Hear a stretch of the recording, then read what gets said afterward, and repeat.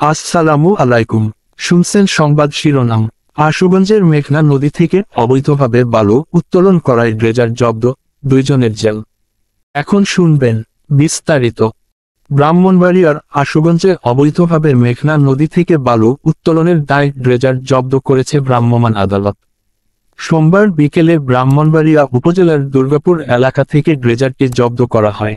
এ সময় ড্রেজারের মালিক হোসেন ও রফিক মিয়া নামে 2 জনকে আটক করে 1 মাসের বিনাশ্রম কারাদণ্ড প্রদান করা হয়। তাদের 2 জনের বাড়ি কিশোরগঞ্জ জেলার বাজিতপুরে। ভ্রাম্যমাণ আদালত পরিচালনা করেন আশুগঞ্জ উপজেলার নির্বাহীর কর্মকর্তা ও নির্বাহীর ম্যাজিস্ট্রেট রাফে মোহাম্মদ ঝোরা।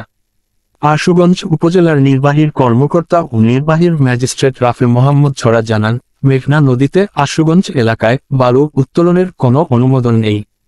অবৈধভাবে মেঘনা নদী থেকে ড্রেজারে বালু উত্তোলনের খবরে ভ্রাম্যমাণ আদালত পরিচালনা করা হয়। এ সময় একটি ড্রেজার জব্দ ও 2 জনকে আটক করে 1 মাস বিনাশ্রম কারাদণ্ড প্রদান করা হয়। পরে ড্রেজারটি জব্দ করে নৌ পুলিশের জিম্মায় দেয়া হয়েছে।